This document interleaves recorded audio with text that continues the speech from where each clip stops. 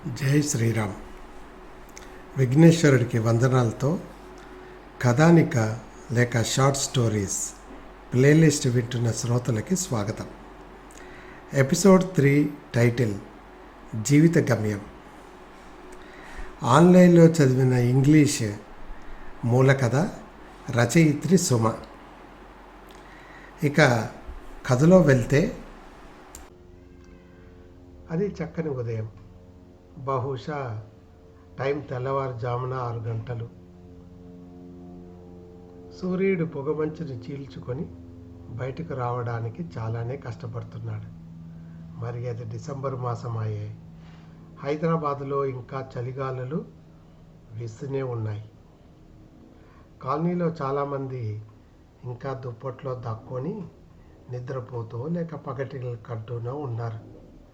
కొందరు తప్పని పరిస్థితుల్లో పొద్దున్నే నిద్రలేచి ట్యూషన్స్కి వెళ్ళే విద్యార్థులు, ఉద్యోగస్తులు మరియు శరీరం మీద శ్రద్ధ ఉన్న మార్నింగ్ వాకర్స్తో అడపాతడపా శబ్దాలు వీధిలో. ఇంకా ఏమాత్రము ఒళ్ళు బద్ధకం లేక ఏదో కొంప మునిగిపోయినట్టు సూర్యుడు వచ్చి రాకముందే నిద్రలేచి అల్లరి చేసే పక్షుల కిలకిల రావాలి. చేతితో కాఫీ కప్పుతో ఇంటి బాల్కనీలో కూర్చొని ఉంది నీలిమ. నీలిమ వయసు సుమారు 42 సంవత్సరాలు. చూడ్డానికి చాలా పెద్ద వయసు ఉన్నవాళ్ళ కనిపిస్తుంది. వాళ్ళ ఆయన ఏదో మందుల కంపెనీలో సేల్స్ మేనేజర్. ఎప్పుడు ఏదో ఫీల్డ్ వర్క్ అంటూ ఊర్లంబడి తిరుగుతూ ఉంటాడు. తను హౌస్ వైఫ్. పెళ్ళైనప్పటి నుంచి ఇల్లు తానే చక్కబెట్టుకునేది. వారికి ఒకే ఒక్క సంతానం, రాహుల్. కాఫీని నెమ్మదిగా సిప్ చేస్తూ ఆకాశంలోకి చూస్తూ గత స్మృతులకు వెళ్ళింది నీలిమ. నీలిమ వాళ్ళ అమ్మా నాన్నలది బెంగళూరు. Joint family. వాళ్ళ నాన్నతో పాటు పెద్దనాన్న, బాబాయి అందరూ కలిసి రియల్ ఎస్టేట్ బిజినెస్ చేస్తుంటారు. ఇంట్లో వీళ్ళే కాక తాతయ్య, నాన్నమ్మ, కజిన్స్తో ఇల్లు ఎప్పుడూ సందడిగా ఉండేది. ఒంటరితనం అసలే లేదు. పెళ్లి చేసుకొని ఈయనతో హైదరాబాద్ వచ్చినప్పటి నుంచి కాస్త ఒంటరితనమే. అసలే ఆయనది టూర్స్ ఉండే ఉద్యోగం. అంతలో తనకు దేవుడిచ్చిన వరం రాహుల్ కడుపున పడ్డాడు. రాహుల్ పుట్టినప్పటి నుంచి తన జీవితం మారిపోయింది. లోకమంతా వాడే. వాడు బోర్ల పడడం, పాకడం, బుల్లి అడుగులు వేస్తూ అమ్మా అని చేతిలో వాలిపోవడంతో ఎంతో మురిసిపోయేది. అంత హాయిగా సాగుతున్న రోజుల్లో రాహుల్ స్కూల్కి వెళ్ళే రోజు రానే వచ్చింది. రాహుల్ లేని ఇల్లు తలుచుకుంటేనే దిగులు వచ్చింది. వాడిని స్కూల్లో దిగబెట్టిన మొదటి రోజు ఇంకా కళ్ళ ముందు మెదులుతోంది.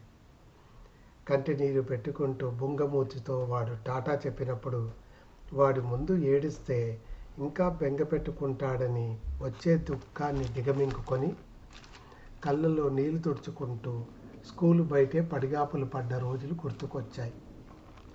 తర్వాత రోజుల్లో వాడిని స్కూల్లో దింపి ఇంటికి వస్తే వాడు లేని ఇల్లు బోసిపోయినట్లుండేది.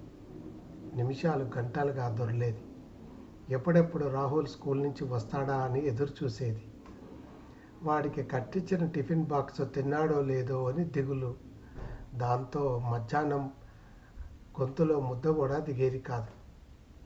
వాడు స్కూల్ నుంచి రావడం మటుకు ఎంతో హుషారుగా వచ్చేవాడు. వచ్చినప్పటి నుంచి తన కొంగు వదలకుండా స్కూల్లో చేసుకున్న కొత్త ఫ్రెండ్స్ గురించి, టీచర్స్ గురించి ఎన్నో కబుర్లు చెప్పేవాడు. వాడికి ఇష్టమైన లంచ్ బాక్సు, స్నాక్స్ ఎంత కష్టమైనా టైంతో పరిగెడుతూ ప్రొద్దున్నే తయారు చేసి వాడికి ఇచ్చేది. ఆయన మంచివారు. తను రాహుల్తో బిజీగా ఉంటే ఏమాత్రం కంప్లైంట్ చేయకుండా సర్దుకుపోయేవాళ్ళు. మనము టైం బాగుందనుకున్నా లేక లేదనుకున్నా ఆగనది కాలచక్రం. దానికి మంచి చెడు అన్న అర్థం తెలియదు. చూస్తుండగానే ఋతువులు మారిపోయాయి. అలాగే రాహుల్ ఎప్పుడు పెద్దవాడు అయ్యాడో తెలవలేదు. 12th class board exam, IIT entrance పరీక్షలు, జేఈఈ రానే వచ్చాయి. వాడితో పాటు తను కూడా టీవీ ప్రోగ్రామ్స్ అన్నీ మానేసి వాడికి అర్ధరాత్రి టీ తాగించి నిద్రపోకుండా తను కూడా మేలుకునేది. రాహుల్ పట్టుదలతో చదివి బోర్డ్ ఎగ్జామ్తో పాటు జేఈఈలో కూడా మంచి స్కోర్ సాధించాడు. వాడికి అందరూ మెచ్చుకునేలా మెడ్రాస్ ఐఐటి కాలేజీలో కంప్యూటర్ సైన్స్ కోర్సులో సీటు రావడం నాకు మా ఆయనకి ఎంతో సంతోషాన్ని ఇచ్చింది. వాడిని మెడ్రాస్ ఐఐటి క్యాంపస్లో అడ్మిషన్ ఇప్పించి హాస్టల్లో చేర్పించి వాడితో పాటు కెఫ్టేరియాకి పోయి లంచ్ చేసి వాడిని వదిలి రావాల్సి వచ్చినప్పుడు కళ్ళనీళ్ళ పర్యంతమైన రోజు గుర్తుకు వచ్చింది. ఇంటి తిండి అలవాటు పడిన వాడు చప్పటి హాస్టల్ క్యాంటీన్ భోజనం ఎలా ఉంది అని అన్నప్పుడు బాగానే ఉందిలే అని గదగద గొంతుతో దిగాలుగా చెప్పిన రాహుల్ ముఖం ఇంకా కళ్ళ ముందు మెదులుతుంది. కాలచక్రం తిరుగుతూనే ఉంది.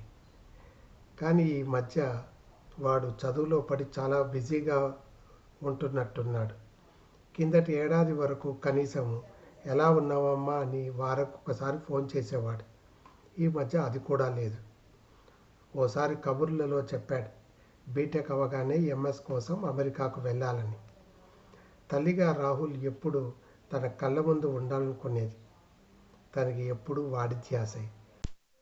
ఎలా ఉన్నాడో ఏమి తిన్నాడో అని ఎప్పుడూ దిగులు. రాహుల్ నుంచి ఫోన్ ఎప్పుడు వస్తుందా అని ఎదురు చూపులు. ఇలా ఆలోచిస్తూ కాఫీ తాగుతున్న నీలిమకు వెనక నుండి ఎవరో పిలుస్తుండటంతో ఉలిక్కిపడి ఈ లోకంలోకి వచ్చింది. వెనక్కి చూస్తే చేతిలో టీ కప్పుతో సుందర్, నీలిమ భర్త. ఏమిటి పొద్దున్నే ఏదో ఆలోచనలో ఉన్నట్టున్నావు ఆయన పలకరింపు. న్యూ ఇయర్ వస్తుందిగా, ఇల్లు కాస్త సర్దకపోయావా? ఎప్పుడు చూసినా కొడుకు గురించి ఆలోచనలు తప్ప నీకు ఇంటి మీద ధ్యాస తగ్గింది అన్నాడు సుందరం. ఓ తప్పకుండా అని ఆయనకు సమాధానం ఇచ్చి పని మనిషి సహాయంతో ఇల్లు శుభ్రపరిచే పని మొదలుపెట్టింది నీలిమ. నిజమే, ఈయన అన్నారనే కాదు కానీ తను పని మనిషితో ఏదో అవసరమైన రూమ్స్ని రోజు క్లీన్ చేయిస్తోంది. కొన్ని రూమ్స్ అలాగే లాక్ చేసి ఉన్నాయి. అందులో ముఖ్యంగా రాహుల్ రూమ్లో అడుగు పెట్టగానే గుండు బరువెక్కింది. రాహుల్తో తను గడిపిన మధుర క్షణాలు గుర్తుకొచ్చాయి. మనసు మళ్ళీ రాహుల్ వైపు మళ్ళింది. పాత ఫోటో ఆల్బమ్ దొరికితే ఉండలేక ఫోటోలన్నీ చూసింది. అవి రాహుల్ చిన్నప్పటివి. ఏదో దిగులు, వాడు లేని జీవితం వ్యర్థంగా శూన్యంగా అనిపించింది. వెలుతురు కోసం రూమ్లోని గ్లాస్ విండోని తెరిచింది. అంతే, ఒక్కసారి ఉలిక్కి పడింది. కిటికీ అవతల ఒక పిచ్చుక గూడు. అందులో 2 బుల్లి పక్షులు.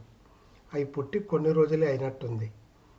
చిన్నగా కీచ్ కీచ్మంటూ శబ్దం. నెమ్మదిగా విండో గ్లాసును క్లీన్ చేసి వెంటనే మూసివేసింది. తను వాటిని డిస్టర్బ్ చేయదలుచుకోలేదు. అంతలో ఎక్కడి నుంచో తల్లి పక్షి వచ్చి గూటిపై వాలింది. తను తెచ్చిన ఆహారం నెమ్మదిగా తన పిల్ల పక్షులకు తినిపిస్తోంది. విసుగు లేకుండా అది ఎన్నోసార్లు బయటకు వెళ్ళడం, ఆహారంని తీసుకొచ్చి పిల్లలకు తినిపించడం గమనించింది. ఆ రోజు రాత్రి ఏదో పని మీద రాహుల్ రూమ్ వైపు నడుస్తూ పక్షి గూడు గుర్తుకు వచ్చి రూమ్ లోపలికి వెళ్ళి గూడు వైపు చూసిన నీలిమ తన్మయం చెందింది. తల్లి పక్షి తన రెక్కల్ని పిల్లల మీద కప్పి వెచ్చగా నిద్రపూస్తున్నట్టుంది. 2 పక్షులు శబ్దం చేయడం లేదు. అంటే చక్కగా నిద్రపోతున్నాయి వాళ్ళ అమ్మ ఒడిలో. తన మనసులో అనుకుంది, మనిషి అయినా పక్షి అయినా తల్లి తల్లే కదా, తన బిడ్డల కోసం ఎంత పరితపిస్తుందని. ఆ పక్షి గూడు, చిన్న చిన్న పక్షి పిల్లలు, వాటి తల్లి పక్షి చూడటానికి ఎంతో ముద్దు అనిపించింది. రోజు ప్రొద్దున్నే తాగే కాఫీ ప్లేసు బాల్కనీ నుంచి రాహుల్ రూమ్కి మార్చుకుంది నీలిమ.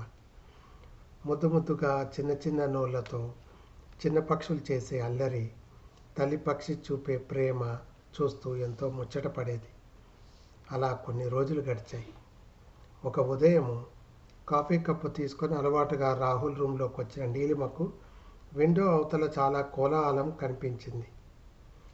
ఆసక్తిగా చూసిన నీలిమకు బయట గూడు దగ్గర ఉన్న చెట్టు కొమ్మలపై చాలా పక్షులు గుమ్మిగూడి ఉండి ఒకటే అరుపులు. చూస్తే తెలిసింది, పిల్ల పక్షులు 2 కాస్త పెద్దవై రెక్కలు ఆడిస్తూ కనిపించాయి. అంటే మిగతా పక్షులు వీటికి రెక్కలతో ఎగిరే ట్రైనింగ్ ఇస్తున్నట్లున్నాయి. చుట్టుపక్కన ఉన్న మనుషుల్లో కులం పేరుతోనో మతం పేరుతోనో ఎప్పుడూ కొట్టుకునే మనకన్నా ఈ పక్షులు ఎంతో మేలు. చూస్తుండగానే 2 పిల్ల పక్షులు ఎగరడము నెమ్మదిగా నేర్చుకొని గూడు నుంచి బయటపడ్డాయి. వాటి వెంబడే పక్షుల ట్రైనింగ్ బ్యాచ్. తర్వాత ఆ సాయంత్రం రూమ్కి వచ్చి చూస్తే తల్లి పక్షి ఇంకొక తండ్రి పక్షి అయి ఉండొచ్చు. పిల్ల పక్షుల మాత్రం కనిపించలేదు. నెక్స్ట్ డే పొద్దున్నే కాఫీ కప్పుతో వచ్చిన నీలిమ పక్షి గూడు కేసి ఆసక్తిగా చూసింది. పిల్ల పక్షుల జాడలేదు. తల్లి పక్షి అటు ఇటు నెమ్మదిగా ఎగురుతూ ఆడపిల్ల పెళ్లి చేసి బాధ్యతలు తీరిన దానిలా హ్యాపీగా కనిపించింది. దానిలో ముందు ఉండే ఆతృత ఏమీ లేక కామ్గా ఉంది. దాన్నే స్థితప్రజ్ఞ అంటారేమో. జాడ తెలియని పిల్ల పక్షులపై దానికి బెంగ లేదేమో అని అనిపించింది. పిల్లలను రెక్కలు వచ్చే వరకే తల్లి బాధ్యత, తర్వాత ఏ పక్షి అయినా తన జీవితం తనదే. ఇలా ఆలోచిస్తూ ఉన్న నీలిమకు తన స్థితి గుర్తుకొచ్చింది. తనని తాను మిర్రర్లో చూసుకొని ఆశ్చర్యపోయింది. రాహుల్ పక్కన లేడన్న దిగులుతో తన గురించి తాను పట్టించుకోవడం మానేసింది. తెల్లగా నెరిసిన జుట్టు, వేలకు సరైన తిండి లేక బక్కచెక్కిన శరీరం, అంతంత మాత్రం ఆరోగ్యం. అప్పుడు అనుకుంది నీలిమ, తను తల్లిపక్షి నుంచి ఎంతో నేర్చుకోవచ్చని. పక్క రూంలోంచి అటక ఎక్కించి తన పాత చెక్క పెట్టెను కిందకి దింపించింది పని మనిషి సాయంతో. అందులోంచి బయటపడ్డ తన హ్యాండ్ రైటింగ్తో నిండిన తెల్లని కాగితాలు ఆసక్తిగా చూసింది. అవి తాను కాలేజీ రోజుల్లో చేసిన రచనలు. ఆ రోజుల్లో తను పెద్ద కథా రచయిత కావాలని ఉండేది. కొన్ని కథలు, నవలలు ఆంధ్రజ్యోతి, ఆంధ్రప్రభ పత్రికలకు పంపడం, కొన్ని ముద్రణలకు నోచుకోవడం జరిగింది. కాకుంటే పెళ్ళయి ముఖ్యంగా రాహుల్ పుట్టినప్పటి నుంచి తన రచనలన్నీ అటకెక్కాయి. రాహుల్తో ఆటపాటలు, వాడితో బిజీగా ఉన్న తను ఒక రచయితనన్న మాటే మర్చిపోయింది. అప్పుడు అనుకుంది నీలిమ, తను తల్లిగా రాహుల్ బాధ్యతలు చక్కగా నెరవేర్చింది. ఇంకా తన ఆలోచనలు రాహుల్ మీద కాకుండా తన మీద, వాళ్ళ ఆయన సుందర్ మీద ఉంచాలని. అంతే. నీలిమకు కొత్త ఉత్సాహం వచ్చింది. అంతకుముందున్న నిరాశ, నిస్పృహలు ఎగిరిపోయాయి. వెంటనే తెల్ల కాగితాలు ముందేసుకొని కలంతో వ్రాయటం మొదలుపెట్టింది. అసంతృప్తిగా మిగిలిన తన నవలలను గుర్తు చేసుకుంటూ. ఇంకా కళానికి అలుపే లేదు. నీలిమలో వచ్చిన ఈ మార్పు తలుపు పక్క నుంచి చూసిన సుందరు మొహంలో సంతోషం. ఇదండి ఈరోజు కథానిక. ధన్యవాదాలు. నా ఈ ప్రయత్నాన్ని ఆదరించి ఆశీర్వదిస్తున్న నా ప్రియమైన శ్రోతలకు కృతజ్ఞతలు తెలుపుకుంటూ, ఇలానే మీ అమూల్యమైన అభిమానాన్ని నాపై చూపాలని ఆశిస్తూ, ఆకాంక్షిస్తూ, మళ్ళీ కొత్త సంగతులు, విశేషాలతో వచ్చే సంచికతో కలుద్దాం. ఇట్లు మీ భవదీయుడు బెహరా వెంకట రవికుమార్, కేర్ ఆఫ్ రవిగాడి అడ్డా. ఈ ఎపిసోడ్ని ఆసక్తిగా వింటున్న మీకు ధన్యవాదాలు. ఇటువంటి అందమైన ఎపిసోడ్స్ని మళ్ళీ మళ్ళీ వినాలనుకుంటున్నారా? అయితే లైక్, షేర్ ఇంకా సబ్స్క్రైబ్ చేయడం మర్చిపోకండి. అలాగే ఆ కింద ఒక బెల్ ఐకాన్ కనిపిస్తోందా? అది కొడితే మా డాడీ కొత్త ఎపిసోడ్ అప్లోడ్ చేయగానే మీకు నోటిఫికేషన్ వచ్చేస్తుంది. Thank you for listening.